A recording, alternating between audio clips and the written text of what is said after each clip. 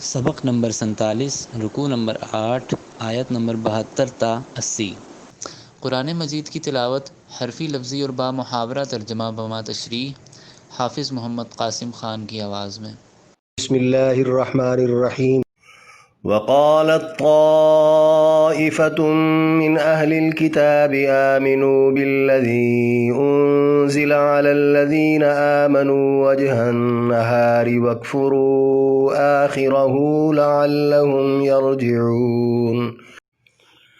وقالت اور کہا، طائفة ایک گروہ نے، من اہل الکتابی اہل کتاب میں سے، آمنو ایمان لے آؤ، بالذی ساتھ اس کے جو، انزلہ اتاری گئی، علی الذین ان لوگوں پر جو، آمنو ایمان لے آئے، وجہ النہاری دن چڑھتے، وکفرو اور انکار کر دو، آخرہ دن کے آخر، لعلہم شاید کہ وہ، یرجعون لوٹ جائیں۔ پوری آیت۔ اور اہل کتاب کے ایک گروہ نے آپس میں کہا، ایمان والوں پر جو کچھ اتارا گیا ہے تم اسے دن چڑھے مان جاؤ اور دن ڈھلے انکار کر دو، ممکن ہے وہ بھی پلٹ جائیں۔ وَلَا تُؤْمِنُوا إِلَّا لِمَن تَبِعَ دِينَكُمْ قُلْ إِنَّ الْهُدَىٰ هُدَى اللَّهِ أَن يُؤْتَىٰ أَحَدٌ مِثْلَ مَا أُوتِيتُمْ أَوْ يُحَاجُّوكُمْ عِندَ رَبِّكُمْ قُلْ إِنَّ الْفَضْلَ بِيَدِ اللَّهِ يُؤْتِيهِ مَن يَشَاءُ وَاللَّهُ وَاسِعٌ عَلِيمٌ۔ وَلَا تُؤْمِنُوا اور نہ ماننا، الا مگر، لمن اسی کی جو، تبع پیروکار ہو، دینکم تمہارے دین کا، قل آپ فرما دیں، ان الہدیٰ بے شک ہدایت تو، ہدی اللہ اللہ ہی کی ہدایت ہے، ان یؤتی یہ کہ دیا جائے، احد کوئی ایک، مثل ما مثل اس کے جو، اوتیتم دیے گئے تم، او یحاجوکم یا دلیل پکڑیں وہ تم پر، عند ربکم تمہارے رب کے ہاں، قل آپ فرما دیجئے، ان الفضل بے شک فضل، بید اللہ اللہ کے قبضہ میں ہے، یؤتیہ دیتا ہے وہ اس کو، من یشاء جسے چاہتا ہے، واللہ واسع علیم اور اللہ وسعت والا جاننے والا ہے۔ پوری آیت۔ اور ماننا صرف اسی کی جو تمہارے دین کا پیروکار ہو، آپ فرما دیجئے ہدایت تو بس وہی ہے جو اللہ کی طرف سے ہدایت ہے، یہ بھی کہ کوئی کیوں دیا جائے اس جیسی چیز جو کبھی تمہیں دی گئی تھی، یا مسلمان کل کلاں اللہ کے روبرو تمہارے خلاف دلیل پکڑیں۔ آپ فرما دیجئے فضل پر تو اللہ کا قبضہ ہے، جسے وہ چاہتا ہے دے چھوڑتا ہے، اور اللہ تو ہے بھی وسعت والا جاننے والا۔ یختص برحمتہ من یشاء واللہ ذو الفضل العظیم۔ یختص خاص کر لیتا ہے وہ، برحمتہ اپنی رحمت کے ساتھ، من یشاء جسے چاہتا ہے، واللہ ذو الفضل اور اللہ فضل والا ہے، العظیم بہت بڑے۔ پوری آیت۔ اللہ اپنی رحمت کے ساتھ جسے چاہتا ہے خاص کر لیتا ہے، اور اللہ تو ہے بھی بہت بڑے فضل والا۔ وَمِنْ أَهْلِ الْكِتَابِ مَنْ إِن تَأْمَنْهُ بِقِنطَارٍ يُؤَدِّهِ إِلَيْكَ وَمِنْهُمْ مَنْ إِن تَأْمَنْهُ بِدِينَارٍ لَا يُؤَدِّهِ إِلَيْكَ إِلَّا مَا دُمْتَ عَلَيْهِ قَائِمًا ذلك بأنهم قالوا ليس علينا في الأميين سبيل ويقولون على الله الكذب وهم يعلمون۔ ومن اہل الکتاب اور اہل کتاب میں سے، من بعض وہ ہیں جو، ان تأمنہ اگر امانت دیں آپ اس کو، بقنطار بھاری خزانہ، یؤدیہ لوٹا دے گا وہ اسے، الیکا آپ کی طرف، ومنہم اور ان میں سے، من بعض وہ ہیں جو، ان تأمنہ اگر امانت دیں آپ اس کو بدینارن 1 دینار لا یؤدیہ نہیں لوٹائے گا وہ اسے الیکا آپ کی طرف الا مگر ما دمتا ہمیشہ رہیں آپ علیہ اس پر قائمن کھڑے ذالک بانہم یہ اس وجہ سے کہ قالو کہا انہوں نے لیسا نہیں ہے علینا ہم پر فی الامیین ان پڑھوں کے بارے میں سبیل کوئی راہ گرفت کی ویقولون اور کہتے ہیں وہ علی اللہ اللہ پر الکذب جھوٹ وہم یعلمون حالانکہ وہ جانتے ہیں۔ پوری آیت۔ اہل کتاب میں سے بعض کے پاس اگر آپ بڑا خزانہ امانت رکھوا دیں تو مانگنے پر وہ لوٹا دے گا، اور بعض کے پاس اگر 1 دینار بھی رکھوا دیں تو جب تک اس کے سر پر سوار نہ ہو واپس نہیں کرے گا۔ ایسا اس وجہ سے کہ وہ کہہ چکے ہیں ان پڑھوں کا مال کھانے میں ہم پر کوئی گرفت نہیں، وہ جانتے ہوئے بھی اللہ پر جھوٹ باندھتے ہیں۔ بلا من اوفى بعهده واتقى فإن اللہ يحب المتقین۔ بلا کیوں نہیں من جس نے اوفا پورا کیا بعہدہ اپنے عہد کو واتقى اور ڈر گیا فإن اللہ پس بلا شبہ اللہ یحب المتقین پسند کرتا ہے ڈرنے والوں کو۔ پوری آیت۔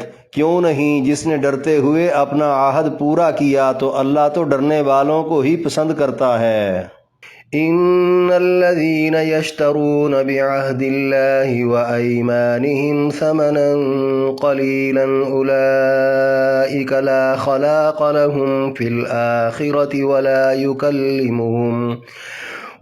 يكلمهم الله ولا ينظر إليهم يوم القيامة ولا يزكيهم ولهم عذاب أليم۔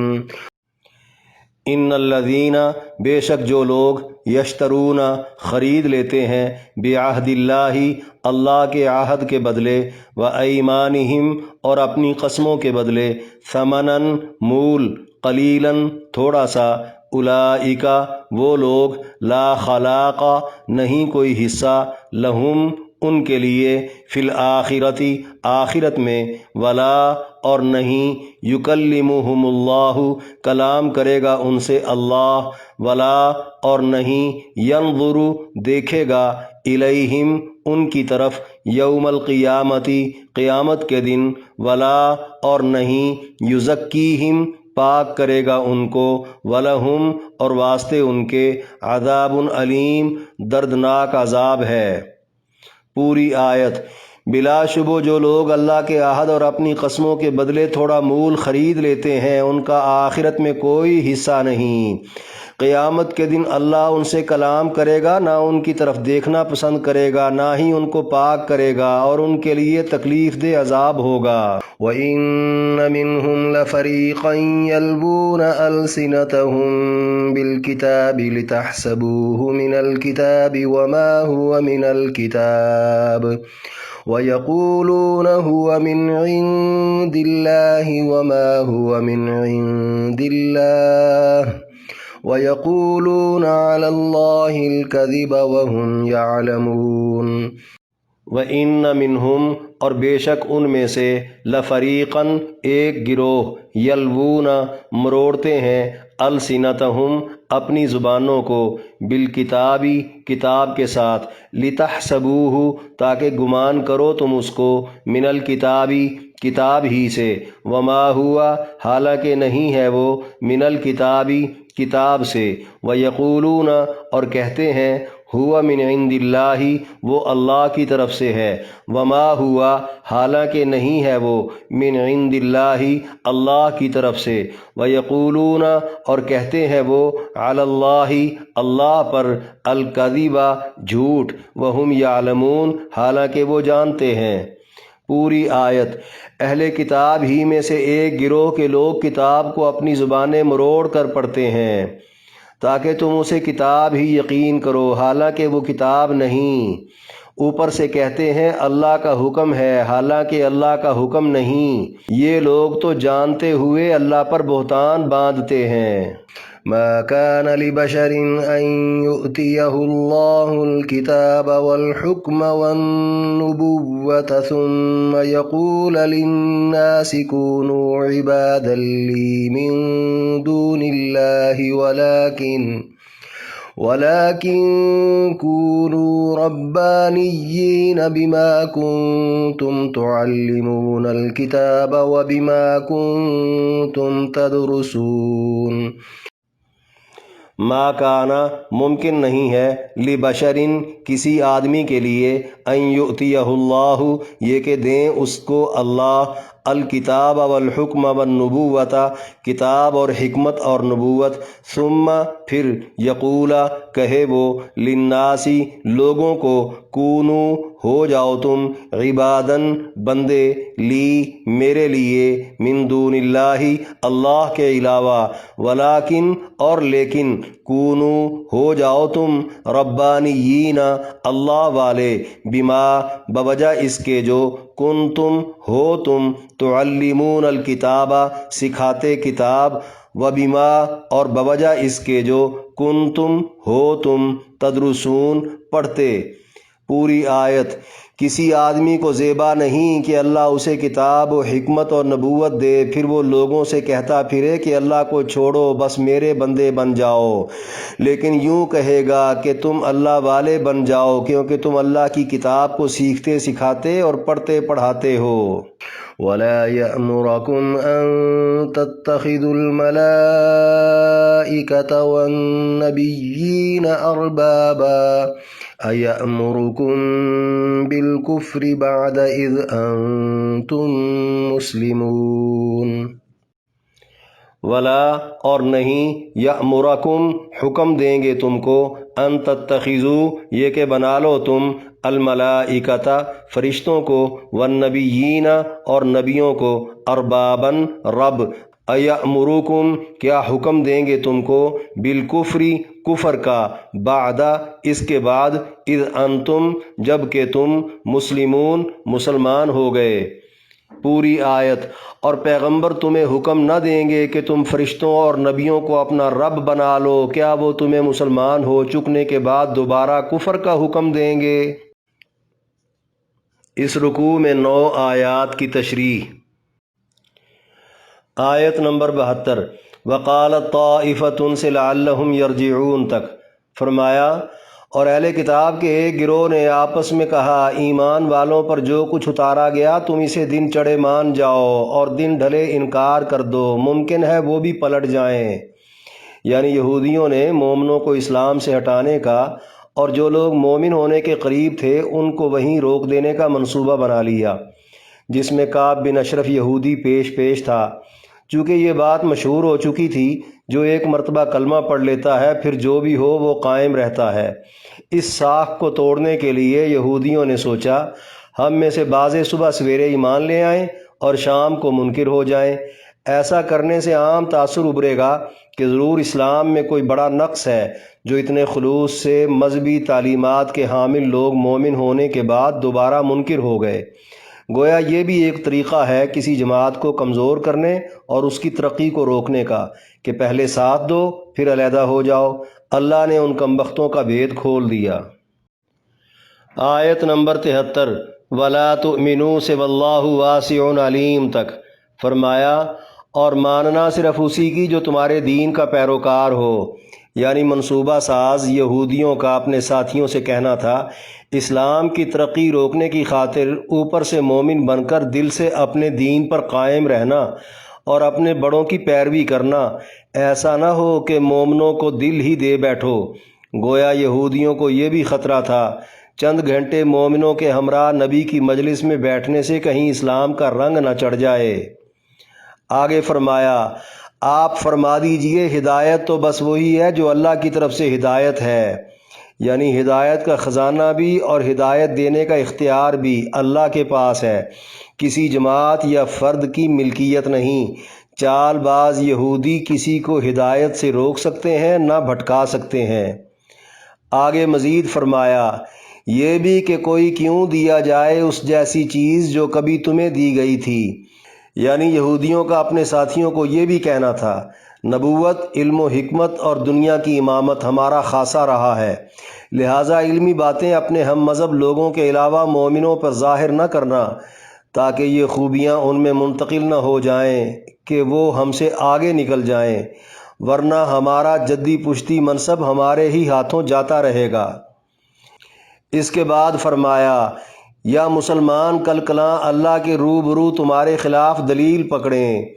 یعنی یہودیوں کا اپنے ساتھیوں کو یہ بھی کہنا تھا، اگر تم نے دین کی اصل باتیں مومنوں پر ظاہر کر دیں تو روز محشر وہ اور ان کا نبی اللہ کے دربار میں خود سچے ہو کر یہودیوں کو جھوٹا ثابت کر دیں گے کہ یہ لوگ حقیقت جانتے تھے مگر مانتے نہ تھے۔ آخر میں فرمایا، آپ فرما دیجئے فضل پر تو اللہ کا قبضہ ہے، جسے وہ چاہتا ہے دے چھوڑتا ہے، اور اللہ تو ہے بھی وسعت والا، جاننے والا۔ یعنی کبھی اللہ کا یہ فضل بنی اسرائیل پر ہوا کرتا تھا، مگر اب اللہ نے اپنا فضل و کرم بنی اسماعیل پر کر دیا ہے، کیونکہ بنی اسرائیل بہت نالائق ثابت ہوئے ہیں، جس کے سبب نبوت، علم و حکمت اور دنیا کی امامت اب آخری نبی اور ان کے ماننے والوں کو عطا کر دی گئی ہے، اور یہود و نصارہ کو دی گئی آسمانی کتابیں منسوخ کر کے قرآن نازل کر دیا گیا ہے۔ اللہ صاحب فضل، صاحب اختیار ہے، علم اور توقیر کے وسیع تر خزانوں کا مالک ہے، قوموں کی نالائقیوں اور لیاقتوں کو خوب جاننے والا ہے۔ آیت نمبر 74، یختص برحمتہ من یشاء واللہ ذو الفضل العظیم۔ فرمایا، اللہ اپنی رحمت کے ساتھ جسے چاہتا ہے خاص کر لیتا ہے، اور اللہ تو ہے بھی بہت بڑے فضل والا۔ یعنی منصب نبوت اور رسالت کے لیے اپنے بندوں میں سے جس کا چاہے اللہ انتخاب کر لیتا ہے۔ یہ منصب موروثی یا کسبی یا پھر نسلی نہیں کہ ایک ہی نسل میں چلتا رہے، یا محنت سے حاصل ہو جاتا ہو، یا پھر باپ کے بعد بیٹے کو سونپ دیا جائے جیسے یہود و نصارہ کا گمان تھا، بلکہ یہ منصب اللہ کی رحمت کے ساتھ خاص ہے، جس کا فیصلہ اللہ خود کرتا ہے۔ ہاں، نبوت سے آگے نبی سے استفادہ محنت، اخلاص، قربانی اور ادب و اطاعت سے کیا جا سکتا ہے، جس سے یہود و نصارہ بوجہ بدبختی محروم ہو چکے تھے۔ یہ فیض بھی کسی نصیب والے کو ہی ملتا ہے، چاہے کسی نسل کو مل جائے یا خاندان کو عطا ہو جائے، یا پھر باپ سے آگے بیٹا حاصل کر لے۔ بہرکیف علوم نبوت کی قدردانی بہت بڑی عنایت ہے۔ علوم نبوت سے محرومی رب تعالیٰ کے فضل سے دوری کا نتیجہ ہے۔ دنیا کے ہر رتبے کے مقابلے میں عالم دین کا رتبہ اللہ کے نزدیک سب سے زیادہ ہے۔ آیت نمبر 75، وَمِنْ أَهْلِ الْكِتَابِ سے وَيَقُولُونَ عَلَى اللَّهِ الْكَذِبَ وَهُمْ يَعْلَمُونَ تک فرمایا، اہل کتاب میں سے بعض کے پاس اگر آپ بڑا خزانہ امانت رکھوا دیں تو مانگنے پر وہ لوٹا دے گا، اور بعض کے پاس اگر 1 دینار بھی رکھوا دیں تو جب تک اس کے سر پر سوار نہ ہو واپس نہیں کرے گا۔ یعنی تمام اہل کتاب ایک جیسے نہیں، کچھ تو بہت اچھے ہیں، امانت میں خیانت بالکل نہیں کرتے، اور کچھ امانت واپس کرنے کا نام ہی نہیں لیتے جب تک ان کے سر پر سوار نہ ہوا جائے۔ لہذا مسلمانوں کو اہل کتاب سے اس طرح کا معاملہ کرنے میں احتیاط کرنی چاہیے، کیونکہ پتہ ہی نہیں چلتا کون کیا سلوک کرے گا۔ ایک قول یہ بھی ہے کہ عیسائی امین اور یہودی خائن ہوتے ہیں۔ سر پر سوار ہونے کا اشارہ بتا رہا ہے کہ پیچھے پڑنے سے حقدار کو اس کا حق وصول ہونے کا امکان بڑھ جاتا ہے، اور ایسا کرنا حقدار کے لیے جائز بھی ہے۔ قرآن و حدیث میں امانت کی واپسی پر سخت احکامات ہیں۔ بحوالہ ابن ابی حاتم بروایت سعید ابن جبیر رضی اللہ عنہ، نبی علیہ السلام نے فرمایا، زمانہ جاہلیت میں جو کچھ تھا میرے دونوں قدموں کے نیچے ہے، سوائے امانت کے وہ ہر نیک و بدکار کو واپس لوٹانی فرض ہے۔ بحوالہ ابن ماجہ شریف بروایت حضرت حذیفہ رضی اللہ عنہ، نبی علیہ السلام نے فرمایا، بندہ بے حیائی سے ہلاک ہوتا ہے، اور بے حیا سے اللہ نفرت کرنے لگتا ہے، اور اللہ جس سے نفرت کرے وہ خائن بن جاتا ہے، اور خائن کے ساتھ بھی خیانت ہونے لگتی ہے، اور جہاں خیانتیں ہونے لگیں وہاں نحوست اور لعنت برستی ہے، یہاں تک کہ نیکی اٹھا لی جاتی ہے۔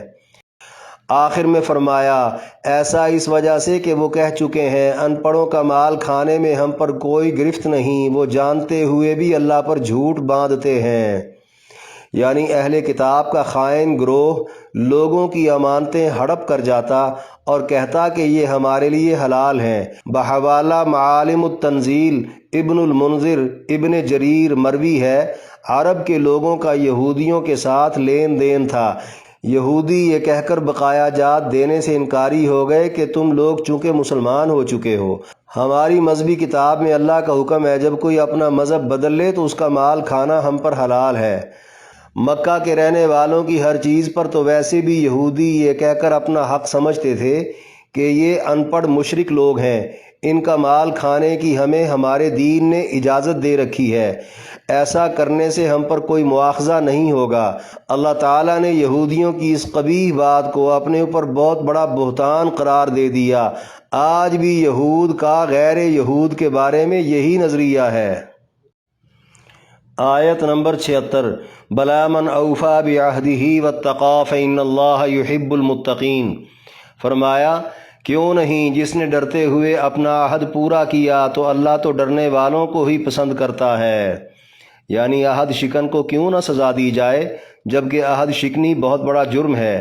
عہد اللہ سے ہو یا بندے سے، کسی بھی معاملے میں ہو، پورا وہی کرے گا جس کو اخروی سزا کا ڈر ہوگا۔ اللہ ڈرنے والوں کو ہی پسند کرتا ہے۔ اور اہل کتاب کی عہد شکنی کے بعد مزید کسی بھی معاملے میں ان سے خدا خوفی کی کیا توقع باقی رہ جاتی ہے؟ اہل کتاب کی بات بات پر سرزنش کر کے ہم مسلمانوں کو خبردار کرنا، ہمیں تنبیہ کرنا اور ہماری اصلاح کرنا مقصود ہے اگر ہم سمجھ جائیں تو، ورنہ ہماری سزا ممکن ہے ان سے بھی زیادہ ہو۔ آیت نمبر 77 ان الذین یشترون سے ولہم عذاب علیم تک۔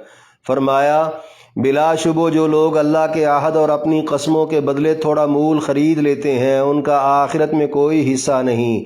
قیامت کے دن اللہ ان سے کلام کرے گا، نہ ان کی طرف دیکھنا پسند کرے گا، نہ ہی ان کو پاک کرے گا، اور ان کے لیے تکلیف دہ عذاب ہوگا۔ یعنی دنیاوی متاع جتنا بھی ہو اخروی نعمتوں کے مقابلے میں بہت تھوڑا ہے، جس کے بدلے اہل کتاب تورات و انجیل میں مذکور آیات بدل دیتے یا چھپا لیتے جن میں نبی علیہ السلام کی حقانیت واضح تھی۔ ایسا وہ نذرانوں کے لالچ میں کرتے، جھوٹ کو قسمیں اٹھا کر سچ ثابت کرنے کی کوشش بھی کرتے تاکہ لوگ انہیں چھوڑ کر کہیں مسلمان نہ ہو جائیں۔ وہ مسلمان بھی ڈریں جو کلمہ پڑھ کر اللہ سے اطاعت کا وعدہ کر چکے ہیں مگر مفاد پرستی میں احکام چھوڑ جاتے ہیں، اور وہ بھی جو اپنا سودا بیچنے کے لیے جھوٹی قسموں کا سہارا لیتے ہیں۔ بہرحال مال کے لالچ میں حق چھپانے والے اخروی نعمتوں سے کلیتاً محروم رہیں گے، اللہ کے غضب کا نشانہ بنیں گے۔ اللہ کے غصے کی کیفیت یہ ہوگی کہ روز محشر اللہ ایسے لوگوں سے بلا واسطہ کلام کرنا اور نظر رحمت سے دیکھنا تک پسند نہیں کریں گے، نہ گناہ معاف کریں گے اور نہ ہی تھوڑا وقت آگ میں رکھ کر پاک کر کے جنت بھیجیں گے، بلکہ ہمیشہ کے لیے تکلیف دہ عذاب میں مبتلا کر دیں گے۔ آیت نمبر 78 وَإِنَّ مِنْهُمْ لَفَرِيقًا سے وَهُمْ يَعْلَمُونَ تک۔ فرمایا اہل کتاب ہی میں سے ایک گروہ کے لوگ کتاب کو اپنی زبانیں مروڑ کر پڑھتے تاکہ تم اسے بھی کتاب ہی یقین کرو حالانکہ وہ کتاب نہیں، اوپر سے کہتے یہی اللہ کا حکم ہے حالانکہ وہ اللہ کا حکم نہیں، یہ لوگ تو جانتے ہوئے بھی اللہ پر بہتان باندھتے ہیں۔ یعنی اللہ کی سچی کتاب تورات میں ڈھٹائی کے ساتھ ہر طرح کا رد و بدل کر کے حقائق کو مسخ کرنے والے یہودیوں کے مذہبی پیشوا جنہوں نے کتاب کی عبارت و کتابت بھی بدل دی، قواعد و ضوابط بھی بدل دیے، الفاظ و حروف بھی بدل دیے اور لب و لہجہ بھی تبدیل کر دیا، جس سے معانی کچھ کے کچھ ہو گئے۔ لب و لہجہ کی تبدیلی کی ایک مثال سورۃ البقرہ میں گزر چکی ہے۔ لفظ راعینا جس کا معنی ہماری رعایت کریں، اس کی جگہ وہ راعینا عین کی زیر کو تھوڑا کھینچ کر پڑھتے جس کا معنی ہمارے چرواہے بن جاتا، یوں وہ نبی علیہ السلام پر طنز کیا کرتے۔ عام لوگ ان تمام تبدیلیوں کو اصل کتاب ہی تصور کرتے۔ اگر کسی کو ذرا سا بھی شک ہونے لگتا تو فوراً قسم اٹھا کر کہہ دیتے یہی اللہ کا حکم ہے۔ اس طرح وہ اللہ پر جھوٹ باندھنے سے بھی گریز نہ کرتے۔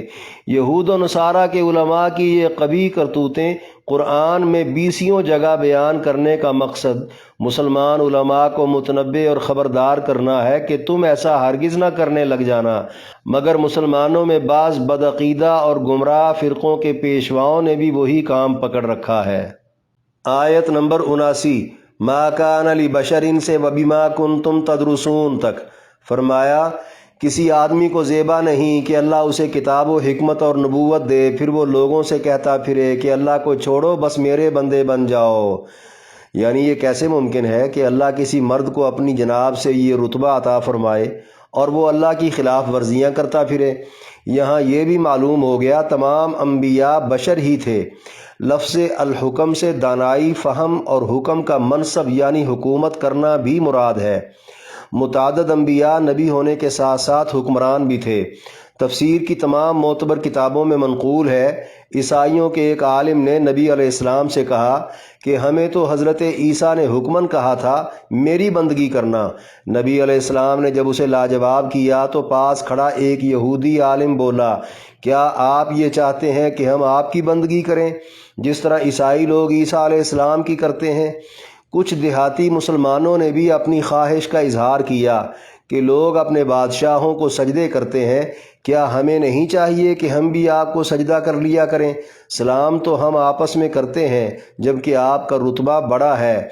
اس پر یہ آیت کریمہ نازل ہو گئی۔ نبی علیہ السلام نے سختی سے ان تمام باتوں کا رد کر دیا۔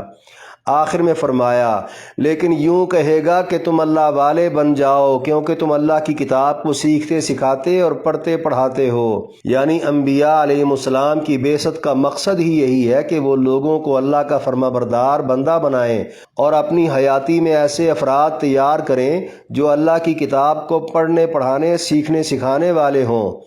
ربانیین سے وہ علماء مراد ہیں جو آسمانی وحی کے عین مطابق لوگوں کی تربیت کریں۔ مفسرین کے بقول فقیہ درجے کے عالم جو متقی بھی ہوں، وہ عالم بھی مراد ہیں جو خود حاکم ہوں یا پھر حاکموں پر غالب ہوں۔ آیت میں مذہبی پیشواؤں پر واضح کر دیا گیا کہ وہ ادھر ادھر کے قصے کہانیوں کی بجائے لوگوں کو حقائق بتایا کریں جو ان کے ذمہ فرض ہیں۔ قرآن کی تعلیم و تدریس کا تقاضا یہی ہے۔ آیت نمبر 80 وَلَا يَأْمُرَكُمْ سے اِذْ أَنْتُمْ مُسْلِمُونَ تک فرمایا اور پیغمبر تمہیں حکم نہ دیں گے کہ تم فرشتوں اور نبیوں کو اپنا رب بنا لو، کیا وہ تمہیں مسلمان ہو چکنے کے بعد دوبارہ کفر کا حکم دیں گے؟ یعنی فرشتوں اور نبیوں کو رب بنا لینا تو کھلا کفر ہے۔ لوگ اس کفر میں مبتلا تھے کہ نبیوں نے آ کر مسلمان بنایا، اس کے بعد دوبارہ کوئی نبی کفر کا حکم کیسے دے سکتا ہے؟ نبیوں، ولیوں اور فرشتوں کو یا مخلوقات میں سے کسی چیز کو بھی رب بنا لینے کا ایک مطلب تو یہ ہے کہ اسی کو خدا سمجھ کر اس کی پوجا کی جائے، دوسرا یہ کہ اس کو تو خدا نہ مانا جائے لیکن اصل خدا کا شراکت دار سمجھ کر اس کی پوجا کو خدا کی پوجا سمجھا جائے، تیسرا یہ کہ اس کے نام کی نظر و نیاز اس لیے دی جائے کہ وہ لوگوں کو خدا کے قریب کر کے خود ان کا سفارشی بن جائے گا اور خدا اس کی بات نہیں ٹالے گا۔ قرآن میں جگہ جگہ یہود و نصارہ اور مشرکین عرب کا یہی کفر و شرک صراحت کے ساتھ بیان ہوا ہے۔ علاوہ ازیں شرع کے خلاف کسی کی بات مان لینا بھی اسے رب بنا کر اس کی عبادت کرنا قرار دیا گیا ہے۔ اسی طرح شیطان کی بات مان لینا شیطان کی بندگی کرنا کہلاتا ہے، حالانکہ شیطان کی بندگی کا کوئی بھی قائل یا حامی نہیں، مگر سورۃ یاسین آیت نمبر 60 میں ہے، اے اولاد آدم کیا میں نے تم سے وعدہ نہیں لیا تھا کہ تم شیطان کی عبادت نہ کرو گے کہ وہ تمہارا کھلا دشمن ہے۔ سورۃ الجاثیہ آیت نمبر 23 میں نفس کی بات مان لینا نفس کو معبود بنا لینا قرار پایا۔ اللہ کے بندوں کو ان تمام بندگیوں سے نکال کر اللہ کی بندگی میں لانا انبیاء کا کام رہا ہے۔